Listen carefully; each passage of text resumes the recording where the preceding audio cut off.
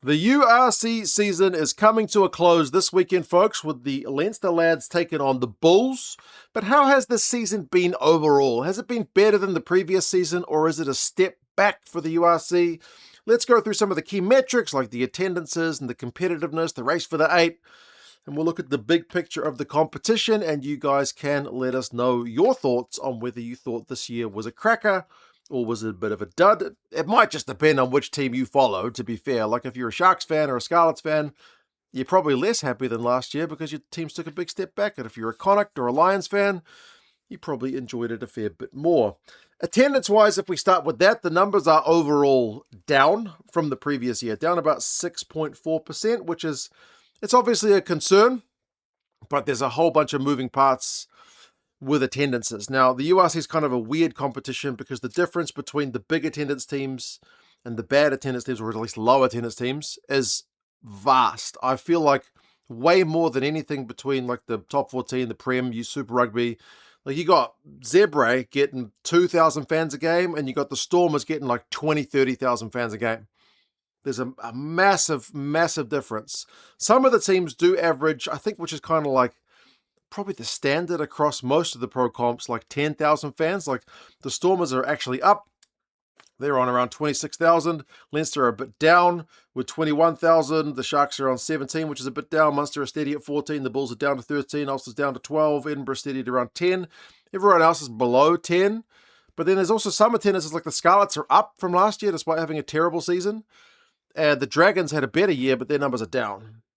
The Lions had a much better season, but their numbers are down. So it's a real kind of mixed bag.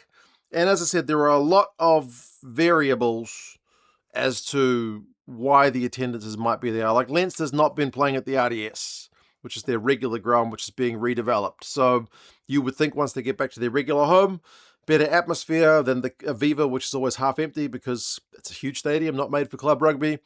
You know, that should improve attendances. Connacht's just opened a new stand halfway through the season, so that affects their attendances. You know, Ospreys moved to the Brewery Field, so that's going to affect their attendances, and the list goes on.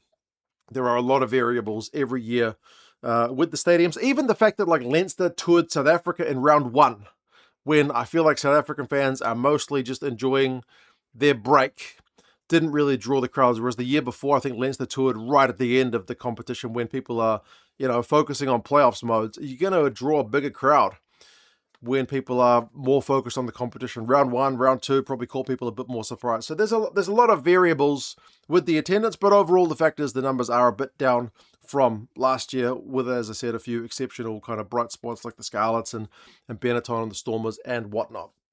The competitiveness of the competition, it's been both tighter in some ways, and it's also been, I guess, less appealing in others. Like Leinster in the previous season were runaway the top side. This year was a lot more competitive at the top. Like Glasgow finished with 65 on top of the log, whereas Leinster the year before won like 76. So there's no runaway winner for the regular season top spot. That's a lot more competitive. But the playoff race was a bit more clear-cut this year, with only really Ulster missing out. Last year, there were more teams in the race for the top 8 for longer than this season. Like, it's only really Ulster that missed out this year. There was more than one team that missed out the year before. So I feel like the race for the 8 last season was a bit spicier. And just overall, the number of blowouts, like games which finish like 20-plus points, has gone up a bit. And the games with like losing bonus points has decreased. Like, you've still got close to 40% of the games finishing with a losing bonus point, like 38% of the games. And there was like 7 draws. So there's a lot of close games as well, but there's also, you know, there's also some blowouts. So there's still the kind of haves and have-nots, the top teams and the stragglers. There's still a big, big distance between those, which is, again, not unique to the URC. I think most pro rugby competitions have that, but more parity would help all the competitions, and the URC is no exception in that regard. Like Zebra, Dragons, Scarlets, Benetton, they've been getting hammered this year and could probably use some better results, even if the Dragons are still a good news story and that their previous season was awful. Finished with like 9 points. They finished much, much better in this year. So there are some good news stories. Connacht's a good news story, making the playoffs with their amazing run at the end of the season. Ulster had an improved season, even though they didn't quite make the playoffs. The Lions, again, massively improved. So these are your kind of risers. The Dragons, still towards the bottom of the table, but a much better season. Cardiff, much better. They finished like 6th. Really good finish to the season for them. A lot more points than they did the previous year. But then there's the Sharks, who drop out of the playoffs from like 3rd the year before with the coaching changes off the field. Scarlets dropped a bunch. It was like 20 points difference from the previous year. Edinburgh fell away after making the playoffs last year to a bit of a nothing burger team. Too good to be in the bottom teams, but not good enough to be anywhere near the playoffs. So yeah, it's still a mixed bag. It is still very South Africa and Ireland dominated, more so than last year. Like 6 of the top 8 are from Ireland and South Africa, with the Lions, Stormers, Bulls all making it from South Africa, Leinster, Munster and Connacht making it, and Ulster were very bloody close as well. So obviously you'd like the Welsh teams to improve. None of the Italian teams have made the playoffs in the last 2 years. This year it was only 1 Scottish team instead of 2. So yeah, you'd like a bit more balance to the competition, but that takes time. That takes, I don't know, it takes transfers, it takes money. There's a bunch of moving parts to getting more parity in the competition. And I mean, we've got the same finalists as last year. I know it's nice to see. One good thing about the URC is you didn't just see Leinster win it every year. Despite the fact that Leinster have gone into every URC season as hot favourites. You've had the Stormers win it, you've had Glasgow win it, you've had Munster win it. Leinster finally got a title. Leinster might go and do the double, which would be a first in the URC. The Bulls might get their first ever win after being the bridesmaids so many times. Is that a good storyline or a bad one? There's the rematch element, but then you'd also like to see some fresh faces. So big picture, like it's like most things in life. There are some steps forward, and there are some things which you might like to be improved on.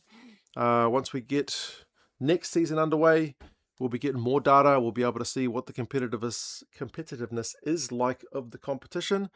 But I think overall it's been a pretty enjoyable watch. I certainly enjoyed the race for the 8 this year as well, seeing how things kind of came down to the wire.